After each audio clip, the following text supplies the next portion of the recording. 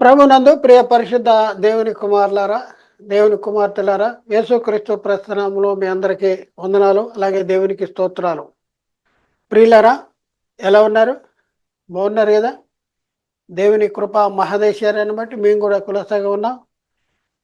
ప్రియులారా, ఒక ప్రత్యేక అంశం ద్వారా మరొకసారి మీ చేరువలోనికి వస్తానికి దేవుడు మాకు అనుగ్రహించిన గొప్ప ఆధిక్యతను బట్టి దేవునికి కృతజ్ఞతాస్తులు చెల్లిస్తున్నా. దేవునికి స్తోత్రాలు. ప్రియులారా, మనం గత క్లాసులో మనం ఏం నేర్చుకున్నామంటే పరదేశు పాతాళ లోకంలో ఉంది అని బైబిల్లో ఎక్కడ ఉంది అంటే మనం చాలా స్పష్టంగా దాన్ని వివరించాం. ఇప్పుడు రెండో పాయింట్ ఏంటంటే నెమ్మది పొందు స్థలము పాతాళ లోకంలో ఉన్నదని ఎక్కడ ఉంది? నెమ్మది పొందే స్థలం. నెమ్మది పొందే స్థలానికి ఎవరు వెళ్ళారు అంటే దరిద్రుడు చనిపోయి దేవదూతల ద్వారా అబ్రహాం రొమ్మున అనుకుంటానికి కొనుక్కోబడ్డాడు. అయితే అదే కాలంలో జీవించిన ధనవంతుడు చనిపోయి అగ్నిజ్వాలలో యాతన పడటానికి వెళ్ళాడు. అగ్నిజ్వాలలో యాతన పడుతున్నటువంటి ధనవంతుడు దూరము నుండి అబ్రహామును అతని రొమ్మున ఆనుకుని లాజరును చూసి అబ్రహామును కోరాడు. తండ్రి అయిన అబ్రహామా, నేను అగ్నిజ్వాలలో యాతన పడుతున్నాను, నా యందు కనికరపడి తన వేలుకొని నీటిలో ముంచి నా నాలుకను చల్లార్చడానికి లాజరును పంపించు అంటాడు. అప్పుడు అబ్రహాం గారు చెప్పిన మాట ఏంటంటే, కుమారుడా, నీవు జీవించిన కాలమంతా సుఖాన్ని అనుభవించావు, ఇప్పుడైతే యాతన పడుతున్నావు. లాజరు కష్టమును అనుభవించాడు, ఇప్పుడైతే నెమ్మది పొందుతున్నాడు అని అంటున్నాడు. అయితే ఈ నెమ్మది పొందే స్థలము మరి పాతాళ లోకంలో ఉంది అనేసి మనకి ఎలా తెలుస్తుంది? నెమ్మది పొందే స్థలము పాతాళ లోకంలోనే ఉందా అనేసి మనం ఈరోజు మనం తెలుసుకుంటానికి ప్రయత్నం చేద్దాం. అదే మన టైటిల్, నెమ్మది పొందే స్థలము పాతాళ లోకంలో ఉందని నిరూపించాలి. అంటే అబ్రాహం గారు ఉన్న స్థలము, లేకపోతే దరిద్రుడు లాజరు వెళ్ళిన స్థలము నెమ్మది పొందే స్థలము. ఆ నెమ్మది పొందే స్థలము పాతాళ లోకంలో ఉందని ఎలా గుర్తించాలి? పాతాళ లోకంలో ఉందని బైబిల్లో ఎక్కడుంది పాతాళ లోకంలో అనేసి ప్రశ్న వేస్తూ ఉన్నారు. అయితే ప్రియులారా, ఇప్పుడు మనం ఆలోచించాలి. నెమ్మది పొందే స్థలము పాతాళ లోకంలో ఉన్నదని నిరూపించాలి. మన ముందు ఉంది. ఇది ఇది పాతాళ లోకము.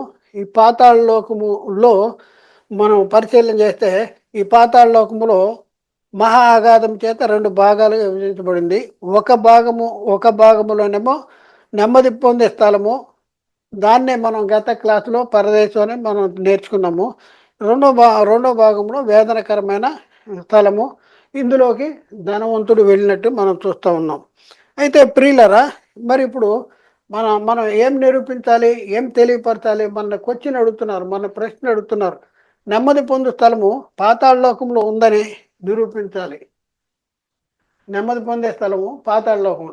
అబ్రాహాము గారు ఉన్న స్థలము నెమ్మది పొందే స్థలము, లేకపోతే లాజరు వెళ్ళిన స్థలము నెమ్మది పొందే స్థలము అనేది అంటే మేము నమ్ముతాం. కానీ ఆ నెమ్మది పొందే స్థలం పాతాళ లోకంలో ఉందంటే మేము నమ్మం అని అంటున్నారు. నమ్మియాలని, లేకపోతే నిరూపించాలి, తెలియపరచాలి. దాన్ని తెలుసుకుంటానికి మనకి మనం ఇది ధనవంతుడు లాజరు దగ్గరికి వెళ్ళాలి. ధనవంతుడు లాజరును యథార్థ గాథను యేసుక్రీస్తు వారు జీవించిన కాలంలో చెప్పినటువంటి సంగతి మనం వెళ్ళాలి. ఇక్కడ మనం చూస్తే లూకాసు వార్త 16 అధ్యాయంలో 20-21 వచనం చూద్దాం. లాజరు అని ఒక దరిద్రుడు ఉండెను. అతడు ఉండెను.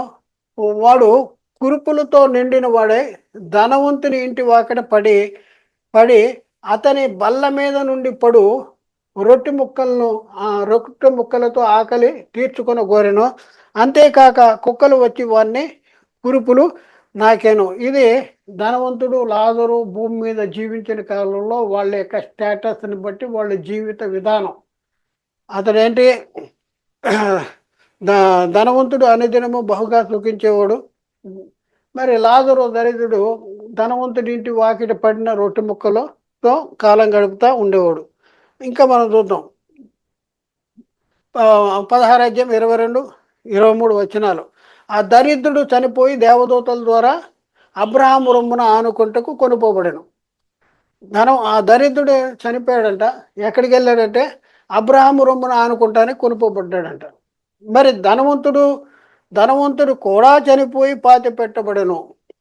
ధనవంతుడు కూడా చనిపోయి పాతిపెట్ట. అప్పుడు అతడు పాతాళములో బాధపడుతూ కన్నులెత్తి దూరము నుండి అబ్రహామును అతని రొమ్మును ఆనుకుని లాజరును చూచెను. తర్వాత అక్కడ చూసిన తర్వాత ఏమంటున్నాడు? అబ్రహాము లాజర్ని చూసిన తర్వాత ధనవంతుడు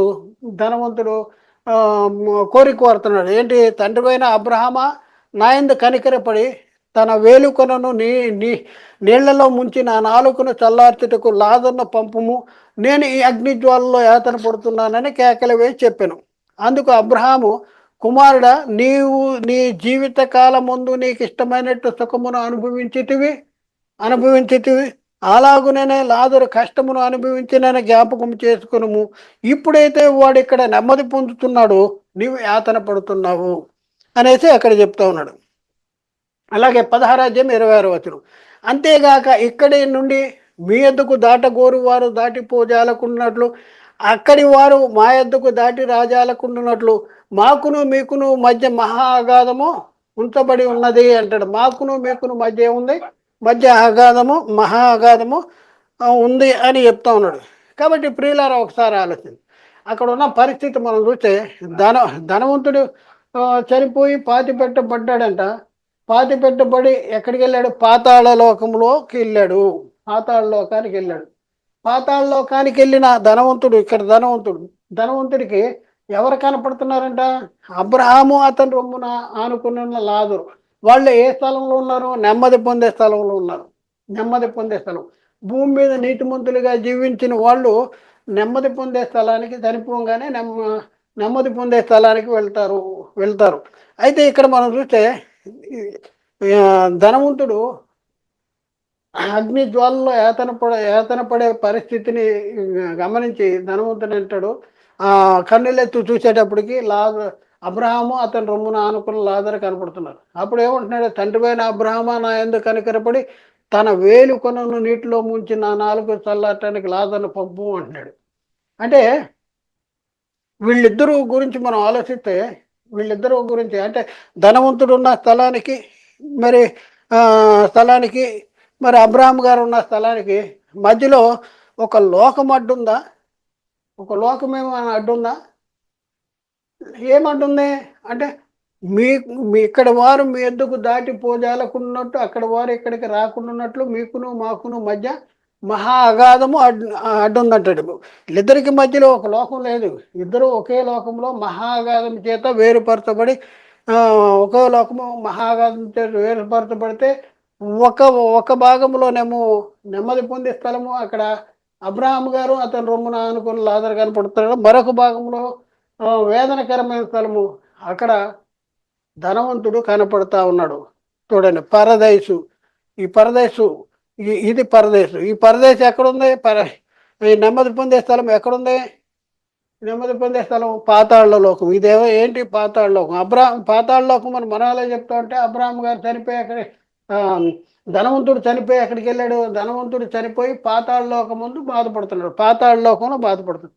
పాతాళ లోకానికి వెళ్ళిన ధనవంతుడికి కనపడుతున్నారు అబ్రహాము అతని రొమ్మున అనుకున్నాడు. వీళ్ళిద్దరికి మధ్యన ఏమన్నా లోకం అడ్డు ఉందంటే లోకం అడ్డు లేదు. ఒకే లోకంలో మహాగాధం చేత వేరుపరచబడి ఒక భాగంలో వాళ్ళు ఉన్నారు, మరొక భాగంలో వీళ్ళు ఉన్నారు. కాబట్టి మరి అబ్రహాము గారు ఉన్న స్థలం, ఈ నెమ్మది పొందే స్థలము ఎక్కడుందని మనకు అర్థమవుతుంది? పాతాళ లోకంలోనే ఉన్నది అనేసి మనకి చాలా స్పష్టంగా అర్థమవుతుంది. గమనించండి ప్రియులారా, పరలోకము, భూమి ఉన్న లోకం. భూమి మీద వాళ్ళు జీవించారు, ఇద్దరు చనిపోయారు. దరిద్రుడు చనిపోయాడు. దేవదూతల ద్వారా అబ్రహాము రొమ్మున అనుకుంటానికి కొనుపోబడ్డాడు. అదే నెమ్మది పొందే స్థలం. ధనవంతుడు కూడా చనిపోయాడు, పాతాళ లోకానికి వెళ్ళాడు. పాతాళ లోకం ఏంటి? వేదనకరమైన స్థలము. ఈ రెండింటి మధ్యలో ఏముంది? మహాగాధం చేత వేరుపరచబడి ఉంది. అంటే పాతాళ లోకంలోనే రెండు పాతాళ లోకము మహాగాధం చేత రెండు భాగాలుగా వేరుపరచబడి ఉన్నది. ఒక భాగము ఆ నెమ్మది పొందే స్థలము, మరొక భాగము వేదనకరమైన స్థలము. ఈ రెండు స్థలాలు ఎక్కడ ఉన్నాయంటే పాతాళ లోకంలోనే ఉన్నాయి. వీరిద్దరికి మధ్యలో ఒక లోకమడ్డు లేదు, మహా అగాధం అడ్డు ఉంది. అంటే ఒకే లోకం అనమాట. చూద్దాం పై వచనం బట్టి పాతాళ లోకంలో బాధపడుతున్న ధనవంతుడు అబ్రహాము రొమ్మున ఆనుకొని ఉన్న లాజరు కనపడుతున్నాడు. ధనవంతుడికి ఎవరు కనపడుతున్నారు? లాజరు కనపడుతూ ఉన్నాడు. కన్నులెత్తు దూరం నుండి అబ్రహామును అతని రొమ్మున ఆనుకుని ఉన్న లాజర్ని చూచాడు. ఎవరు చూశారు? ధనవంతుడు చూశాడు. కాలుతున్నాడు ధనవంతుడు. పై వచనం బట్టి దరిద్రుడు అబ్రహాముతో మాట్లాడుతున్నాడు.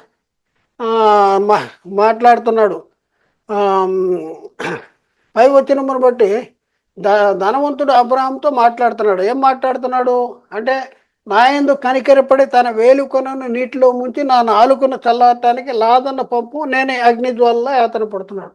అంటే ధనవంతుడు అబ్రహాంతో మాట్లాడుతున్నాడు, కనపడుతున్నాడు, ఒకరికొకరు కనపడుతున్నారు, ఒకరికొకరు మాట్లాడుకుంటున్నారు. కానీ అక్కడి వారు ఇక్కడికి, ఇక్కడి వారు అక్కడికి దాటిపోజాలకున్నట్లు మధ్యలో మీకును మాకును మధ్యలో ఉంది మహా అగాధం ఉంది. అంటే ఒకే లోకము మహాగాధం చేత వేరుపరచబడి రెండు భాగాలుగా వేరుపరచబడింది. ఒక భాగములో నెమ్మది పొందే స్థలము అబ్రహాము గారు, లాజరు ఉన్నారు. అలాగే రెండవ భాగము వేదనకరమైన స్థలము, అందులో ధనవంతుడు ఉన్నాడు. ఈ ధనవంతుడు ఎక్కడికి వెళ్ళాడని బైబిల్ చెప్తుంది. ధనవంతుడు కూడా చనిపోయి పాతి పెట్టబడి పాతాళ లోకానికి వెళ్ళాడు, పాతాళ లోకంలో బాధపడుతున్నాడు అనేసి అక్కడ రాయబడి ఉంది. కాబట్టి ప్రియులరా, పై వచనం బట్టి అబ్రహాము అబ్రహాము ధనవంతుడితో మాట్లాడుతున్నాడు. ధనవంతుడు అబ్రహాము గారు ధనవంతుడితో మాట్లాడుతున్నాడు. అందుకు అబ్రహాము ధనవంతుడు అంటున్నాడు, కుమారుడా, నీవు జీవించిన కాలంలో నీకు ఇష్టమైనట్లు సుఖమును అనుభవించితివి, అలాగనే లాజరు కష్టమును అనుభవించి నేను జ్ఞాపకం చేసుకోను. ఇప్పుడైతే వాడు ఇక్కడ నెమ్మది పొందుతున్నాడు, నీవు యాతన పడుతున్నావు అంటాడు. పై వచనాన్ని బట్టి మరి మనకు అర్థమైంది ఏంటంటే, ఈ ఇద్దరు రెండు వేరు స్థలాల్లో ఉన్నారు. రెండు వేరు స్థలాల్లో పాతాళ లోకంలో రెండు వేరు స్థలాల్లో ఉన్నారు. ఈ రెండు స్థలాల్ని వేరుపరిచింది ఏంటంటే మహాగాధము. అయితే మరి అక్కడి నుంచి ఇక్కడికి రావచ్చు, ఇక్కడి నుంచి అక్కడికి వెళ్ళొచ్చు అంటే అలాంటి పరిస్థితి లేదు. ఇక్కడి నుండి మీ వద్దకు దాటగోరు వారు దాటి పోజాలకున్నట్లు, అక్కడి వారు మా యొద్దకు దాటి రాజాలకున్నట్లు మాకును మీకును మధ్య మహా అగాధం ఉంది. అక్కడ వాళ్ళు ఇక్కడికి, ఇక్కడ వాళ్ళు అక్కడికి వెళ్ళటానికి వీల్లేదు. కానీ చూస్తూ ఉన్నారు, ఒకరికొకరు చూసుకుంటున్నారు, మాట్లాడుకుంటున్నారు. కానీ అక్కడి నుంచి ఇక్కడికి, ఇక్కడి నుంచి అక్కడికి దాటడానికి వీల్లేనటువంటి పరిస్థితి. అంటే దీన్ని బట్టి మనకేమర్థం అవుతుంది? అబ్రహాము గారు ఉన్న నెమ్మది పొందే స్థలము, లాజరు వెళ్ళి నెమ్మది పొందే స్థలము ఏ లోకంలో ఉందని మనకు అర్థమవుతుంది? పాతాళ లోకంలోనే ఉందని మనకి అర్థమవుతుంది. పై వచనం బట్టి మనకు అర్థమైంది ఏంటంటే, అబ్రహాము ధనవంతుడు రెండు వేరు లోకముల్లో లేరు, కానీ ఒకే లోకము మహాగాధము చేత రెండు భాగములుగా వేరు చేయబడిందని, ఈ అగాధమునకు ఒక ప్రక్కన నెమ్మది పొందే స్థలమని, అబ్రహాము గారు ఉన్నారని మనకు అర్థమవుతుంది. ఇది సంగతి అనమాట. పాతాళ లోకం మహా అగాధం చేత రెండు భాగాలుగా వేరు చేయబడింది. ఒక భాగము నెమ్మది పొందే స్థలము, మరొక భాగము వేదనకరమైన స్థలము. ఇక్కడ అబ్రహాము గారు ఉన్నారు, అబ్రహాము గారు రొమ్మున ఆనుకున్న లాజరు ఉన్నాడు. ఇక్కడేమో ధనవంతుడు ఉన్నాడు. ఇక్కడేమో నెమ్మది పొందే స్థలము, ఇదేమో వేదనకరమైన స్థలము. అగాధములకు మరొక ప్రక్కన వేదన పొందు స్థలమని, అందులో ధనవంతుడు ఉన్నాడని మనకు అర్థమైంది. కాబట్టి దీనిని బట్టి అబ్రహాము ధనవంతుడు ఇద్దరు పాతాళలోకంలోనే ఉన్నారని మనకు అర్థం. ఇద్దరు పాతాళలోకంలో ఉన్నారు, కానీ ఇద్దరిని వేరుపరిచింది అంటే మహా అగాధము. ఇద్దరు చూసుకుంటున్నారు, ఇద్దరు మాట్లాడుకుంటున్నారు, కానీ అక్కడి నుంచి ఇక్కడికి, ఇక్కడి నుంచి అక్కడికి దాటే పరిస్థితి లేదు అనేది మనకి స్పష్టంగా అర్థం అయింది. తేలిన ఫలితార్థం ఏదనగా నెమ్మది పొందే స్థలము పాతాళ లోకంలో ఉందని మనకి చాలా స్పష్టంగా అర్థమవుతుంది. నెమ్మది పొందే స్థలం ఎక్కడ ఉంది అంటే పాతాళ లోకంలో ఉంది. పాతాళ లోకంలో ఎందుకు అంటే, పాత ధనవంతుడు చనిపోయి పాతాళ లోకంలోనికి వెళ్ళి బాధపడుతున్నాడు. పాతాళ లోకంలోకి వెళ్ళి బాధపడుతున్న ధనవంతుడికి కన్నులెత్తి చూసేటప్పటికి అబ్రహాం గారు అతని రొమ్మున ఆనుకుని ఉన్న లాజరు కనపడుతున్నారు. అయితే లాజరు కనపడుతున్నారు కదా. అంటే అప్పుడు ధనవంతుడు అబ్రహాం గారితో మాట్లాడుతున్నాడు. అంటే కనపడుతున్నా ఉన్నారు, మాట్లాడుతున్నా ఉన్నారు, కానీ అక్కడి నుంచి ఇక్కడి నుంచి అక్కడికి దాటిపోజాలకున్నట్లు వీళ్ళిద్దరి మధ్యలో ఒక మహా అగాధము అడ్డు ఉంది, కానీ ఒక లోకం అడ్డు లేదు. అంటే పా ధనవంతుడు పాతాళ లోకానికి వెళ్ళాడు కాబట్టి పాతాళ లోకము రెండు భాగాలుగా మహా అగాధం చేత వేరుపరచబడి ఉంటే ఒక భాగము నెమ్మది పొందే స్థలం అయితే మరొక భాగము వేదనకరమైన స్థలము.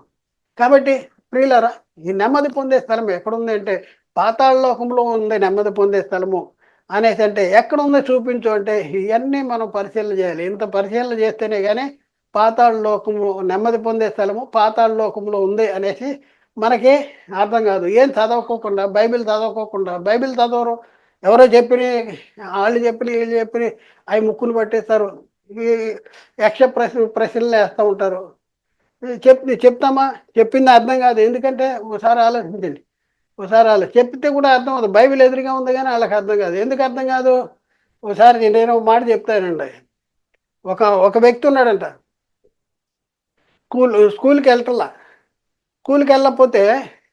వెళ్ళలేదు పాపం. స్కూల్కి వెళ్ళకపోతే పరీక్ష రాయాల్సి వచ్చింది అనుకోండి. స్కూల్కి వెళ్ళిన వ్యక్తి స్కూల్లో ఏ రోజు పాఠాలు ఆ రోజు స్కూల్ టీచర్ చెప్తున్న పాఠాలు వినని వ్యక్తి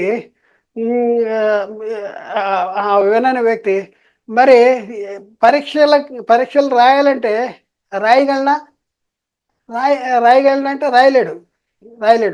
అతనికి ఇంకో సంగతి చెప్తున్నా, అతనికి టెక్స్ట్ బుక్ ఇచ్చినా కూడా ఆన్సర్లు రాయలేనటువంటి పరిస్థితి. టెక్స్ట్ బుక్ ఇచ్చినా కూడా స్కూల్కి వెళ్ళి పాఠాలు నేర్చుకునే వ్యక్తికి టెక్స్ట్ బుక్ ఇచ్చినా కూడా ఆన్సర్లు రాయలేడు. ఎత్తుకోవాలి. అది ఎక్కడుంది, ఇది ఎక్కడుంది, అది ఎక్కడుంది. మన పరిస్థితి కూడా అలా ఉంది. బైబిల్ చదవరు, చెప్పింది వినరు, అర్థం చేసుకోరు, ఎవరో చెప్పింది ముక్కును పట్టుకుంటారు, ప్రతి దానికి ప్రశ్నలు వేస్తారు, చెప్తే అర్థం కాదు. ఒకసారి ఆలోచించండి. యక్ష ప్రశ్నల్లో ఎన్నో ప్రశ్నలు వేస్తున్నారు, ఎన్నో ప్రశ్నలకి సమాధానం చెప్తా ఉన్నాం. ఆలోచించండి, అర్థం చేసుకోండి ప్రియులారా. అర్థం చేసుకోవటానికి ప్రయత్నించండి. మేము ఎవరిని కూడా వ్యక్తిగతంగా కానీ సంఘపరంగా కానీ సంస్థ పరంగా కానీ ఎవరిని కూడా నిందించటానికి, మరి మీకు తెలియదు మాకే తెలుసు అని చెప్పడానికి కానీ మీ ముందుకు రాలేదు. బైబిల్లో ఎలా ఉంది, బైబిల్ ఎలా చెప్తుంది, కాబట్టి మనం ఇలా బైబిల్ ఎలా అర్థం చేసుకోవాలి అని మీకు తెలియపరచడానికే క్రీస్తు ప్రేమ మమ్మల్ని బలవంతం చేయటం ద్వారా మరి మీ దగ్గర మీకు ఈ వచనాన్ని మీకు చెప్పడానికి ప్రయత్నం చేస్తున్నా. మరి ఆలోచించండి, అర్థం చేసుకోండి. నెమ్మది పొందే స్థలము పాతాళ లోకములో ఉన్నది. అర్థమైపోయింది. నెమ్మది పొందే స్థలం ఎక్కడుంది? పాతాళ లోకంలో ఉంది. పాతాళ లోకంలో అబ్రహాం గారు ఉన్నది నెమ్మది పొందే స్థలము, ధనవంతుడు ఉన్నది వేదనకరమైన స్థలం. ఇద్దరికి మధ్యలో అగాధం ఉంది. ఇది అర్థం చేసుకోవటానికి ప్రయత్నించండి, ఆలోచించండి, సత్యాన్ని గ్రహించండి. దేవుడు మాట్లాడిన ప్రతి మాట ప్రతి ఒక్క హృదయంలో నీరుగట్టి ఫలింపు చేయనుగాక. ఆమెన్. అందరికీ వందనాలు. దేవునికి స్తోత్రం.